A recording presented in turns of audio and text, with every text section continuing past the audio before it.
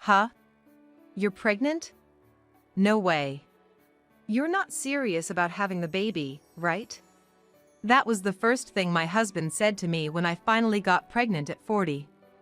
Having a baby at your age, that kid's definitely gonna be defective. I can't deal with raising a child like that. With those words, he left me. 30 years later, I randomly bumped into my ex-husband on the streets. Looking exactly the same. Is that defective daughter of yours even alive? Well, even if she is, she's probably unemployed, right? He could afford to spew such nonsense only for so long. Because my daughter turned out to be an admirable. My name is Catherine Smith. I'm turning 70 this year. Today, I'd like to share a story about how my dark past was cleansed. Back in my youth, I was what you'd call a career woman, working in a male-dominated company, competing with men in sales. Of course, there were those who resented me, but I didn't care and strove every day to be the top salesperson. Being tomboyish by nature and constantly competing with men, I didn't have many men approaching me, but that didn't bother me at all. Work was my everything. However, my parents were quite traditional and believed that a woman's happiness was in marriage, so they took me to matchmaking sessions time and again. At a party I was invited to by a colleague, I met Michael. He was planning to start a business and found my dedication to work impressive. "The future is for women to work hard too," he said, acknowledging my dedication. At a time when it was still frowned upon for women to work so hard, it was probably inevitable that I was drawn to Michael, who accepted me for who I was. We continued to date smoothly and decided to get married. I was 30 and Michael was 28 at the time. I guess you could call me the older wife. After graduating from a prestigious university, my husband Michael landed a job at a renowned company. But he declared he had a dream.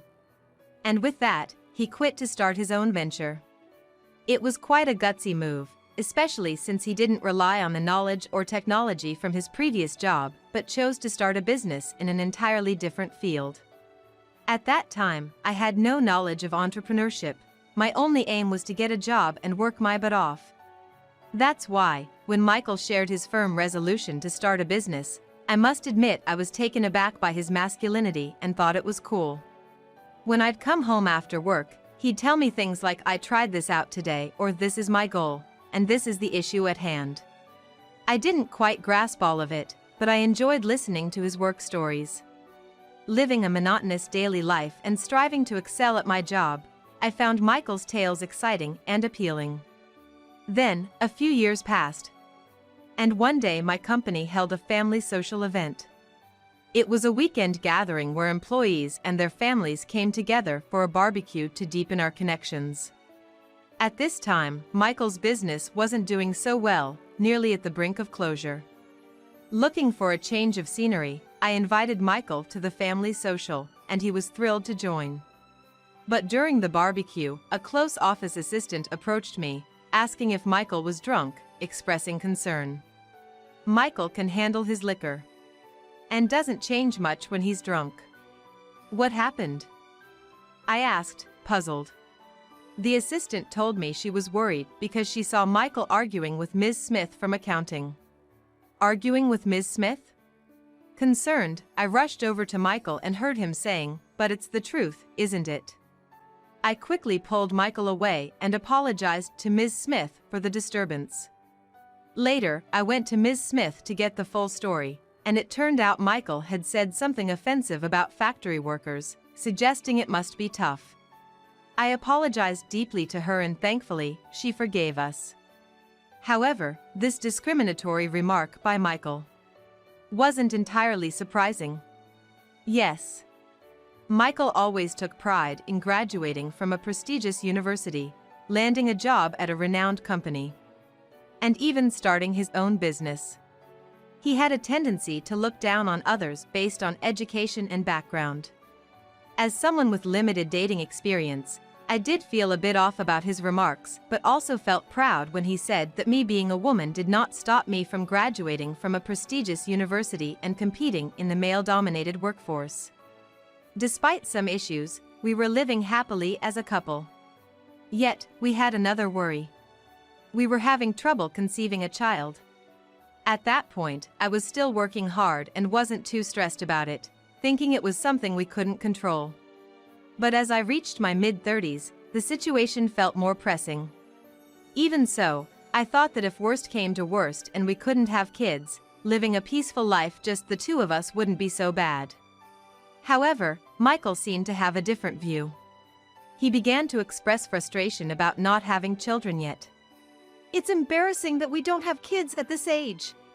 Everyone around us has at least 2. It's inconceivable that I'm the only one without any. That remark was what was truly inconceivable. In my mind, I retorted. It seemed Michael had a clear life plan. Marry a woman with superior genes in his 20s. Have 2 kids by his early 30s. He says this is the path that successful people take. A plan I had never heard of. But Michael seemed to live by it.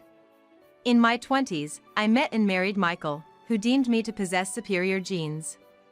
The plan was progressing smoothly until it hit an unforeseen snag. I was supposed to have born 2 children by now, yet conceiving had become a challenge.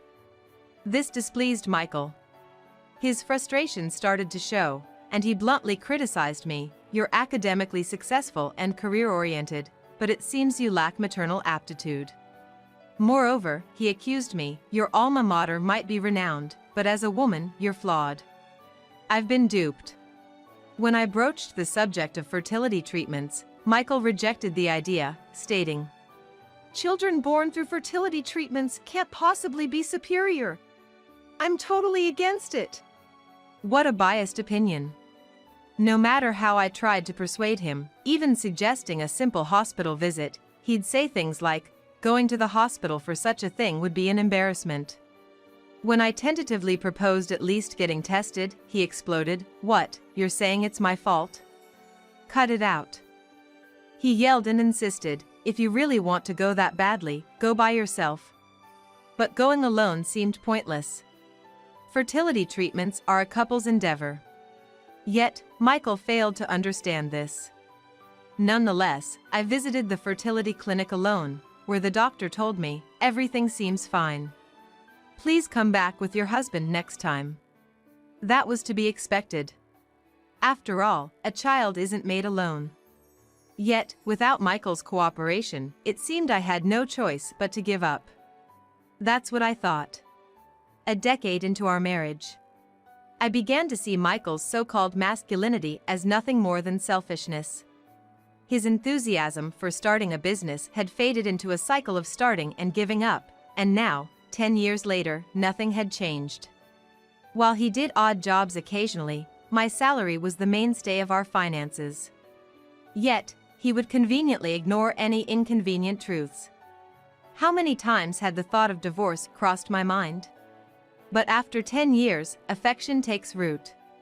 Occasionally he was harsh, but if I didn't dwell on it, it didn't bother me. Humans are peculiar in that way. And then, on one fateful day as I turned 40, something astonishing happened. I was pregnant. My period had stopped. Had I reached menopause already? But at 40, wasn't that too soon? Worried it might be an illness, I decided to visit the hospital. The doctor's words left me stunned. You're pregnant. But I'm 40 years old. Pregnant? I replied in disbelief. The doctor reassured me, it's not uncommon for women at 40 to conceive. Though it was surprising. The doctor continued. There are risks compared to younger mothers, and there are precautions you'll need to take, but many have healthy babies. Encouraged by the doctor's words, I was elated at the prospect of having a child. Surely Michael would share in my joy. Full of excitement, I reported the news to Michael. However, his response was utterly unexpected. What? You're pregnant? That's gotta be a joke. You're not seriously considering keeping it, are you? Michael's unexpected words left me speechless and dumbfounded. But without a hint of concern for how I felt, he continued. Having a baby at your age, that child is definitely going to have issues. Raising a kid like that is just something I can't handle. If you insist on going through with this, then it's divorce time." That's what he said to me. It felt like a hammer blow to the head. This was the child I had longed for. Not having it was not an option for me. Yet Michael was saying if I went through with it, we would get divorced. It turned out that to Michael, I was not someone to be loved, but merely a tool for producing superior children. Sure, after 10 years together, some affection had developed, but if I had to choose between Michael and my child, there wouldn't be a moment of hesitation. I'd choose my child. I could get by without Michael just fine. In fact, it would probably be harder for him than for me. With that in mind, I declared to Michael, I am absolutely having this child. The next day, he slapped the divorce papers in front of me. He was serious. But my decision was unwavering. We were going to divorce. As I filled out the divorce papers, Michael said to me, "From now on, stay out of my life." So that's how it would be until the end. What were those 10 years for, I wondered. But I too had no desire to have anything more to do with such a man. I gave up any claim to alimony and child support and decided to go back to my parents' house. I was anxious about whether I could continue working in sales while pregnant, but the company appreciated my years of hard work and asked me instead to train my junior colleagues internally until my maternity leave, which I was grateful for.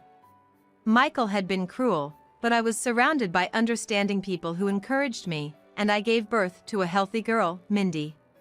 Despite the worries of a child born to an older mother, Mindy grew up well-nourished. With love from me and my parents, becoming a thoughtful, beautiful, and kind girl. Raised freely, she became a curious and lively child. Fast forward 30 years. I'm now 70. And Mindy is 30.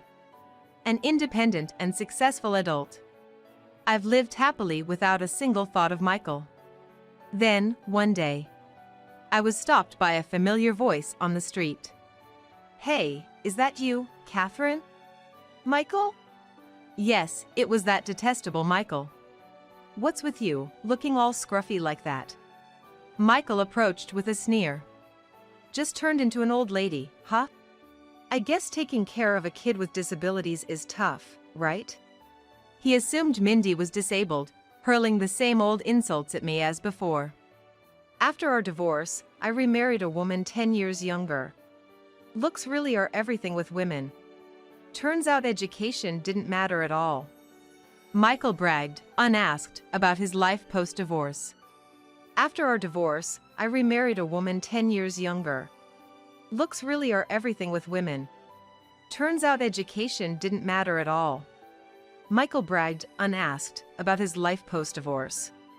"Got a daughter too, and unlike your disabled kid, mine's a beauty and pretty smart, too. She got the best of my brains and her mom's looks. What do you call it? Winning at life? We're out shopping together today. Dumping you was the best thing ever. Otherwise, I'd be stuck with you and that gloomy child of ours. Can't imagine that. Oh man, I'm so glad." Sure has a way with words, doesn't he? There are plenty of things I'd like to say back. But arguing with such a person is a waste of time. Taking my silence as consent, Michael's chatter didn't stop. I wished he'd just go away if he was out shopping with his daughters. Just then, when I was thinking that, a woman in a deep hat and mask approached from behind. "Mom? What are you doing?" Yes. It was Mindy. "Do you know this person?" She asked about Michael. I hesitated, unsure how to respond. I hadn't gone into detail with Mindy about her father. I had always intended to explain it properly, but Mindy had always said there was no need to force the topic. And she had never met him. I was still contemplating what to say when Michael, grinning, said, "Oh, looks like you can go outside, huh? Must be really ugly under that mask." Now he was attacking Mindy. I wouldn't stand for Mindy being attacked. I was about to argue back when an unexpected person did it for me. "Hey! Where did you disappear all of a sudden? You're supposed to be carrying our bags. Natalie. The voice belonged to Michael's daughter, apparently named Natalie. Michael had been proudly talking about his new family, but it seemed they only saw him as a porter. Hearing this, Mindy murmured, "Wow, to think that guy is my father." "What? Mindy, how did you?"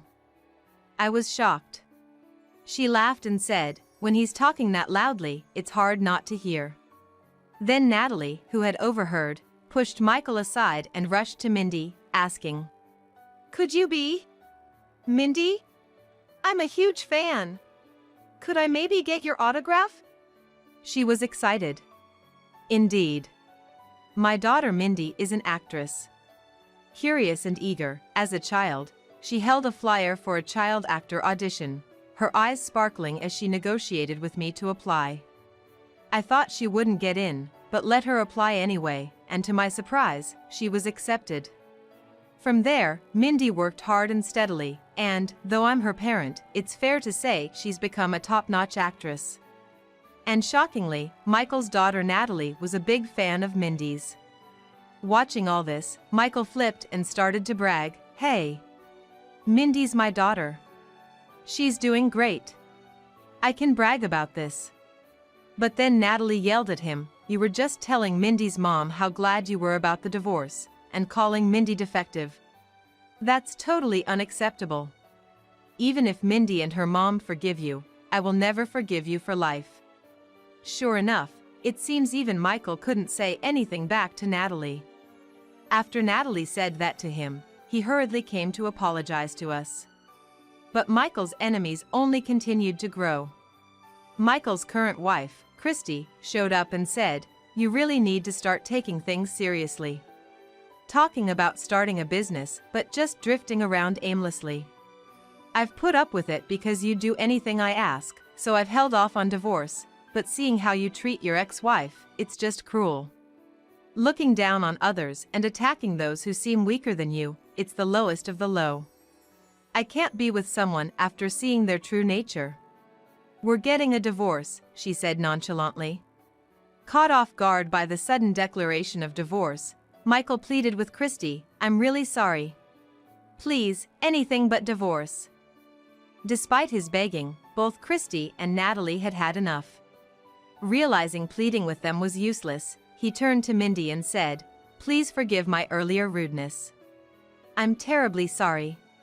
Could you please ask Christy to forgive me? I'm sure if you ask them, they'll listen to you. Help your dad out." It's amazing he could say such a thing after all that berating. Or rather, Mindy doesn't even consider this man her father. And why should she have to make such a request in the first place? As we stood there dumbfounded, Michael began to apologize, crying. "It was embarrassing and attracting attention, so please stop." Maybe sensing how we felt, Natalie told us, "I'm truly sorry for the trouble he's caused. I promise you, I won't let him claim to be Mindy's father. Go on, please leave. We'll handle this from here." Then, she secretly said to Mindy, "But I was really glad to meet you. I'll continue to support you." It seemed like Mindy was a good kid after all. We said goodbye to Christy and Natalie and left the place. Later on, I heard that Christy did go through with the divorce from Michael. He cried and threw a fit until the very end, not wanting a divorce, but how could anyone stay after seeing his true colors? In fact, I was almost impressed he'd managed to hide his true self from Christy and the others for so long. After the divorce was finalized, Michael was saddled with alimony, adding debt to his already incompetent life management, and he disappeared. I worried that rumors might spread about Mindy, but he was too down to cause any more trouble, thankfully. I know all this because Natalie apparently told Mindy via DM on social media. He turned out to be a terrible man, but it just goes to show, you reap what you sow. I will continue to fully support Mindy and live my life with gratitude to those around me. Now, the movie where Mindy is the lead is about to start.